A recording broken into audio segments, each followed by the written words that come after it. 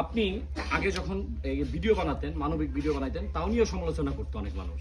এক, দ্বিতীয়ত আপনি মেয়েদেরকে খুব একটা পছন্দ করতেন না, কারণ মেয়েদের ভেতর অনেক ঘৃণা করতেন। সেই ভিডিও আমার কাছেও আছে, আপনিও জানেন।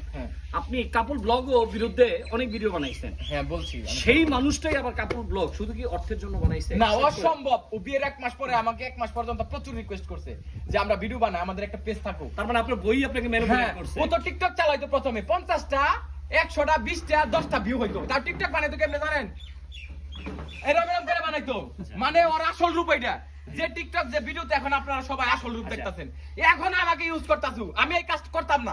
এটা আমি খালান আরো কথা আছে, আমি এই কাজ করতাম না।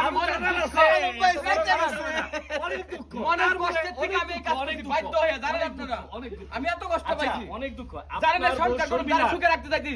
ও যদি কইছে আমি অসুস্থ, আমার একটা বার্গার দরকার, আমি বার্গার 2টা 3টা 4টা নিয়েছি। এটা তো সমস্যা। ও যদি কইছে কালকে মোমো খাওয়া যাবো, আরে নিয়ে গেছি। মার জন্য ম্যাডাম ছিলেন।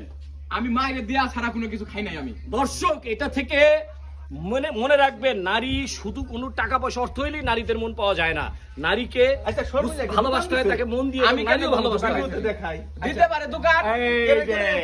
আমি গেছিলাম ভাই এই দোকানে, মুরগি, তারপরে হাঁস মুরগি ভিডিওতে কমেন্ট করছে যে খাইছেন, মানে ও হাঁস মুরগির দোকান দিছে, রুটি দিয়ে ইয়া দিয়া।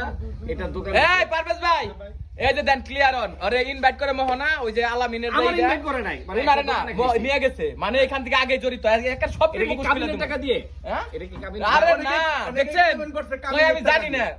ওরে বৃষ্টির মতো ইউজ করতেছে, সবাই ব্যবহার করতেছে। আপনি আরো আমারে ক্লিয়ার করে দিলেন। আচ্ছা, ও থাকবো বাড়িতে ডিভোর্স দিয়ে, ও জায়গায় জায়গায় বিছানায় যা ঘুমাই। কি কারণে ঘুমাই? দ্বিতীয় দিন বিয়ের আরে সেই দিন থেকে ভিডিও বানাইতেছে, নিজের বাড়িতে থাকে না। ও থাকে পুবাই, ও জায়গা আরো খানে, ও জায়গায় পার্লারের মধ্যে, ও জায়গা আরেক জায়গা।